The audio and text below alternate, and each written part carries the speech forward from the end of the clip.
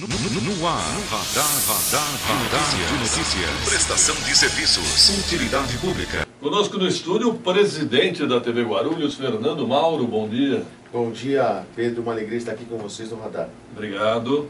Fernando Mauro, além de presidente da TV Guarulhos, agora está concorrendo ao Senado italiano, é isso, Fernando? É verdade, Pedro. Você sabe que a Itália reconhece as suas comunidades no exterior e seria mais ou menos como se a gente dissesse o seguinte: no Brasil, a gente tem nos Estados Unidos uma comunidade de 500 mil brasileiros e eles pudessem eleger ali um parlamentar para representá-los no Congresso Nacional. Interessante. Então, é isso que a Itália faz. Inclusive existe um projeto de lei, é uma PEC, Projeto de Emenda Constitucional, do senador Cristóvão Buarque, exatamente nesse sentido, de que os brasileiros que se reúnem na Europa, nos Estados Unidos, na Argentina, possam também eleger os seus representantes para o parlamento brasileiro. Então o Brasil tem direito, a comunidade italiana no Brasil tem direito de eleger um representante. Todos os italianos que moram no Brasil e todos aqueles que têm a cidadania italiana, como imagino que seja o seu caso. Meu caso. Notaram? É Sim, isso? sim. E até o Rafael, aqui da equipe técnica, também tem cidadania. Guarino. Então, na realidade, a esse é garantido o direito de voto. O voto não é obrigatório, o voto facultativo, mas a gente faz aí uma campanha, inclusive, para as pessoas poderem votar. Você sabe que o nível de votação aqui no Brasil, no exterior em geral, é muito baixo, né? A gente tem aí, tipo, 33% de participação. Ou seja, só um terço vota. 2/3, por que os outros 2/3 não votam? Porque às vezes mudam de endereço e não avisam o consulado, então a cédula chega no endereço antigo, sim, ou falta de informação, não tem interesse, não conhece os nomes, e acaba não votando. Mas aquele 1/3 que normalmente vota precisa ser aumentado para 40%, 50%, 60% de participação. Uma campanha que a gente faz também, o Vota Itália. É isso aí. Fernando Mauro, caso eleito, no caso, você tem voz ativa no Congresso italiano ou se a sua atuação se restringe ao território brasileiro? Não, é um parlamentar normal, como qualquer deputado ou senador na Itália, atua na Itália, fica 3 semanas em Roma e 1 semana no Brasil. Então você vai ter que ter uma presença constante na Itália, caso eleito? Isso, não, mora lá. A ponte aérea será A garantiva. ponte aérea São Paulo-Roma, né? Guarulhos-Roma. E quando será a eleição, Fernando? Na Itália é 4 de março, nos países do exterior acontece 10 dias antes.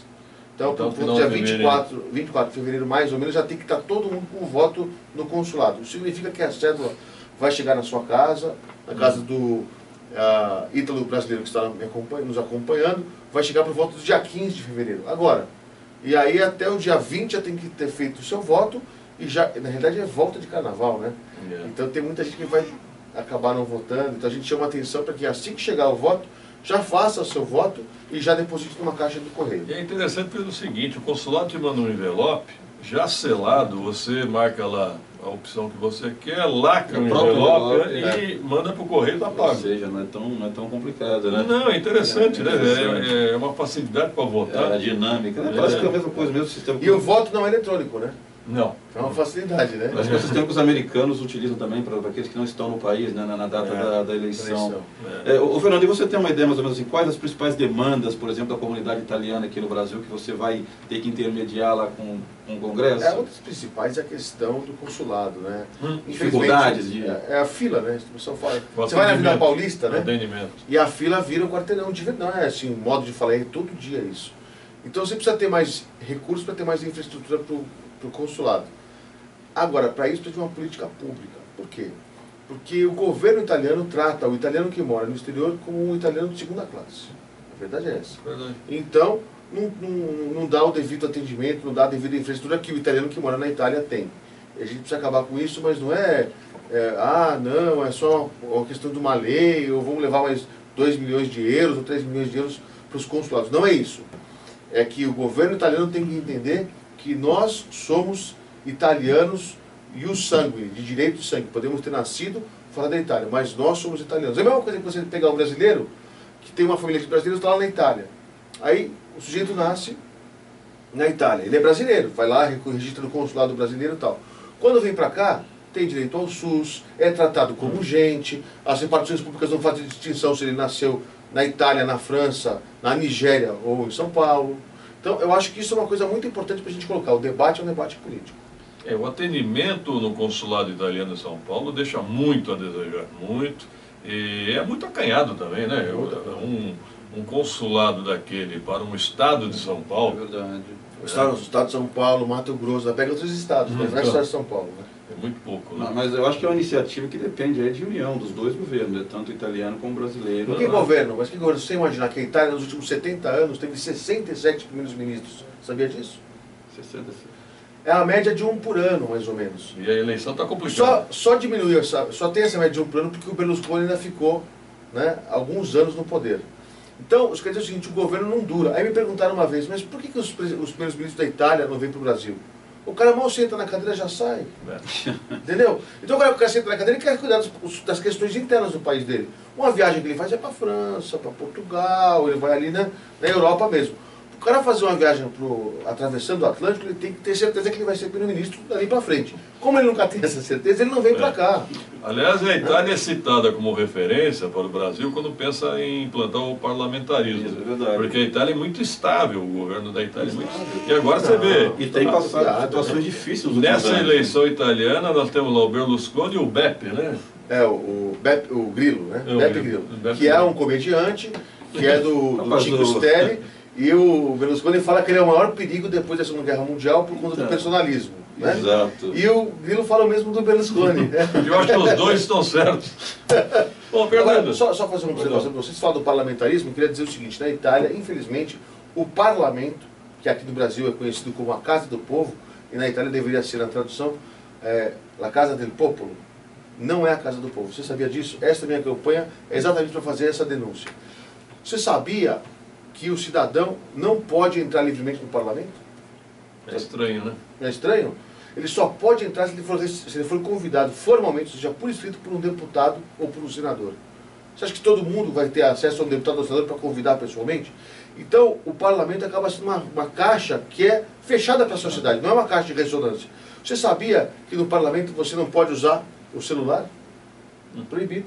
O seu celular fica retido se você entrar no parlamento. Sabia disso? Mas eu acho que... A gíria italiana fala muito em recomendado, né? Aquele cara Não, que não é proibido, não é recomendado. Não, o recomendado é aquele cara que é VIP, é protegido. Tem muita essa questão de influência política. Você sabia que no parlamento italiano, o cidadão que tiver uma dificuldade de locomoção tem dificuldade para entrar porque não tem elevadores? Eu, quando estive lá, eu estava, por exemplo, com muletas e eu não podia acessar onde estava a galeria muito facilmente. Eu perguntei, bom, eu estou de muletas, onde é que fica o elevador para eu poder acessar, subir para o andar de cima? Não tem, só tem que ir de escada mesmo. Quer dizer, é um retrocesso que nós temos no parlamento italiano que eu gostaria de ver uma legislação mais modernizante, algo que trouxesse a Itália do século XX, do obscurantismo, para o século XXI, para o século da modernidade, para o século em que o dono do parlamento não é o parlamentar, o dono do parlamento é o povo, e o parlamentar é apenas um procurador, é aquele que recebe a procuração do povo. Fernando Mauro, essa sua eleição não vai comprometer as suas atividades na TV Guarulhos? Com certeza, com certeza. E aí nós vamos deixar a nossa diretora Cássia Franco para cuidar das atividades da TV Guarulhos. A gente tem aí outros dirigentes que são importantes na televisão e que podem cuidar. Você sabe, você já trabalhou com a Cássia no passado, a Cássia trabalhou com você, né? No passado, sabe que ela tem muito valor e ela realmente vai poder ajudar. De maneira que a televisão jamais vai ficar desguarnecida, né? Como você disse, tem o jeito que lá é resguardado na Itália, aqui a televisão recomendado. E aqui vai ficar resguardado. E a minha recomendação é a Cássia Franco. Tá ok. Tá bom? Então, Fernando Mauro, candidato para os ítalos brasileiros, né? Fernando Mauro Trezza, aí, porque quando alguém vai votar na cédula, vota pelo sobrenome italiano. Então coloca Trezza. TRE, já é piada pronta. Obrigado, Fernando Mauro. Obrigado. Viu? Vamos no intervalo, produção. Em seguida vamos falar sobre a política de Guarulhos, que está fervendo, hein? 2 minutos.